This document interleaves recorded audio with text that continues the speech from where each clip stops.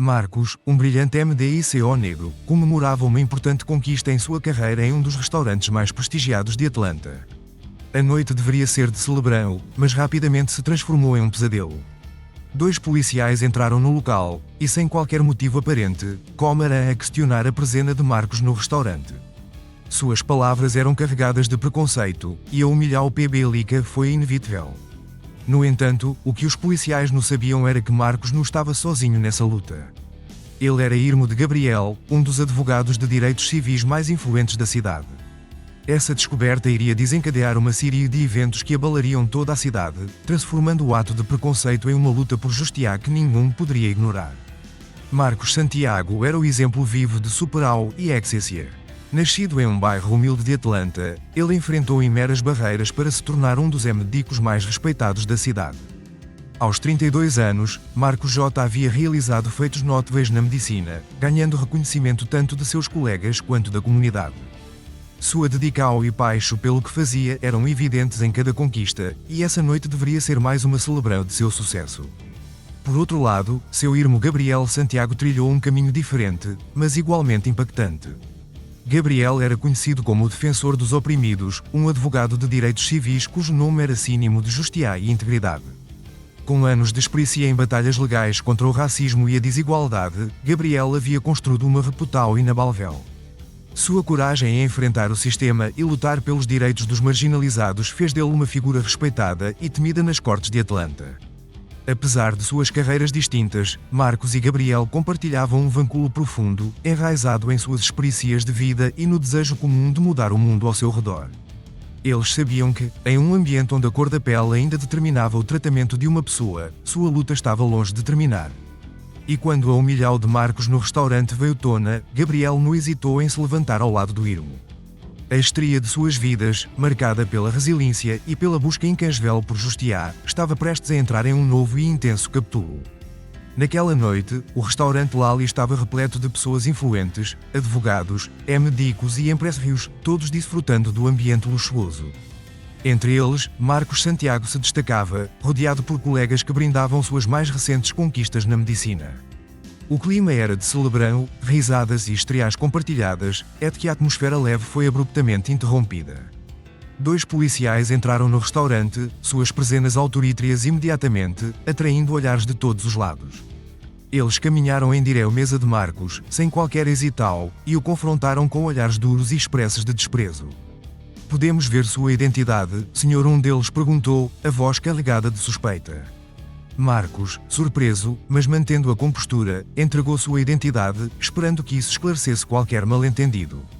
Mas ao invés de recuar, o policial olhou para o documento com desdém, um sorriso irónico surgindo em seus lábios. "Dr. Marcos Santiago", ele disse, com um tom que misturava incredulidade e sarcasmo. "Você acha que é porque tem um TTOLO? Tem o direito de estar aqui?". As palavras ressoaram na mente de Marcos como um golpe. Ao seu redor, seus colegas tentaram intervir, indignados com a situação, mas foram rapidamente silenciados pelos policiais, que começaram a fazer comentários racistas, insinuando que um homem negro como Marcos não pertencia a um lugar tão prestigioso. O gerente do restaurante, percebendo a tensão crescente, aproximou-se para tentar mediar a situação. Ele, um HSPEDE respeitado, afirmou, tentando dissipar o conflito. Mas os policiais o ignoraram, dispensando sua tentativa de ajuda com um olhar sombrio, aumentando ainda mais a humilhar o PB de Marcos. O interrogatório foi longo e desconfortável, deixando Marcos exposto diante de todos os presentes. Quando finalmente os policiais devolveram sua identidade e disseram, as desculpas que ofereceram eram vazias, cheias de desdém. Marcos, tentando esconder a dor e a humilhá-lo, deixou o restaurante, com a mente tomada pela injustiça que acabar de enfrentar. O que deveria ter sido uma noite de galeria, se transformou em um lembrete cruel das batalhas que ele ainda teria que enfrentar. Marcos deixou o restaurante com o peso da humilhação ainda fresco em sua mente. Cada passo que dava parecia mais pesado, carregando-no apenas a dor de ter sido tratado como um criminoso, mas também a raiva por ter sido julgado pela cor de sua pele, apesar de todas as suas conquistas. Ao chegar em casa, as palavras dos policiais ainda ecoavam em seus ouvidos, o sorriso sarcástico do oficial, cravado em sua mérria. No entanto, Marcos não estava sozinho. Quando Gabriel, seu irmão, ficou sabendo do incidente, uma chama de indignação acendeu-se dentro dele. Gabriel sempre foi conhecido por sua luta contra a injustiça, mas agora a luta se tornava pessoal. O advogado que dedicou a vida a defender os oprimidos, viu o irmão ser tratado de forma desumana, e isso não podia ser ignorado. Ao se encontrarem, Gabriel ouviu cada detalhe do que aconteceu naquela noite. Marcos, ainda ferido pela espericia, expressou sua frustração e a sensação de impotência diante da discriminação que enfrentou. Mas Gabriel, com a determinação que o tornou um dos advogados mais temidos de Atlanta, enxergou na dor do irmão uma oportunidade de mudança. Isso não vai ficar assim, ele disse com firmeza, seus olhos brilhando com uma mistura de ira e propósito. Eles precisam ser responsabilizados pelo que fizeram. Foi nesse momento que a revelação aconteceu. Gabriel entrou em contato com seus colegas na media e começou a expor o incidente, transformando a humilhação de Marcos em uma causa de justiça. O caso rapidamente ganhou ateno, especialmente quando a identidade de Gabriel foi revelada ao PB-Lico. Os policiais que haviam tratado Marcos com tanto desprezo agora se viam no centro de uma tempestade midítica, com a cidade inteira observando. A reviravolta foi imediata. O que começou como um agresso racista, em um restaurante de luxo, se transformou em uma luta legal, que prometia abalar as estruturas da cidade. Gabriel, com sua habilidade impecável, começou a montar um caso contra os policiais e o restaurante, e a notícia se espalhou como fogo, provocando discassis sobre racismo, poder e justiça, em todas as esferas da sociedade. O que eles não sabiam ao humilhar Marcos era que estavam enfrentando uma fora muito maior do que podiam imaginar. A indignação se transformou em ódio, e o que era para ser mais um caso de discriminação silenciado, agora se tornava um bolo de resistência. A luta por justiça estava apenas começando, e Gabriel, ao lado de Marcos, estava determinado a levar essa batalha até o fim. Com a decisão tomada, Gabriel mergulhou de cabeça na preparação do caso. Para ele, essa não era apenas uma batalha legal. Era uma questão de honra, de proteger seu irmão, e ao mesmo tempo, enviar uma mensagem poderosa contra o racismo que ainda permeava a sociedade. A primeira etapa foi reunir provas, e Gabriel sabia exatamente onde começar. Marcos, ainda abalado, mas determinado a lutar, ajudou Gabriel a reconstituir cada detalhe da noite fatídica. Eles revisitaram o restaurante, conversaram com os colegas que estavam presentes e coletaram depoimentos. Gabriel entrou em contato com outros clientes que testemunharam o incidente, garantindo que suas vozes seriam ouvidas no tribunal.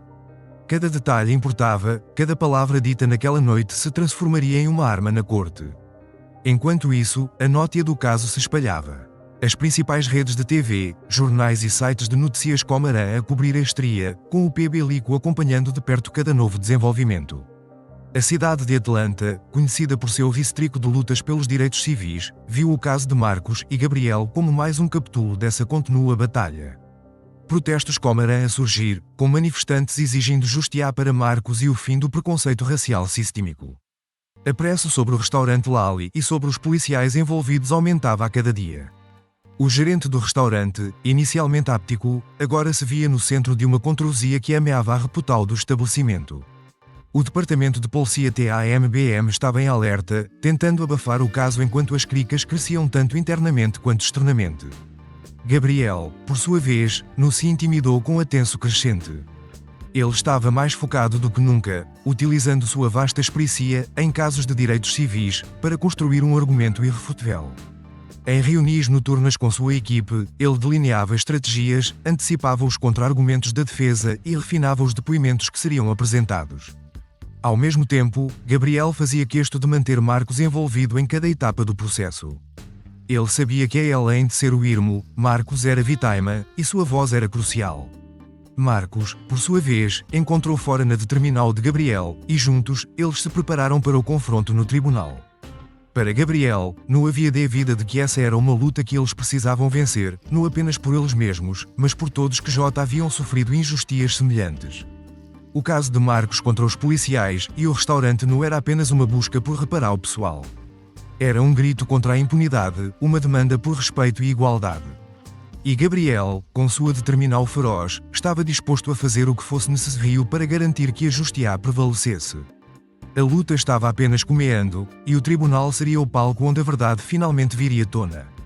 O dia do julgamento finalmente chegou.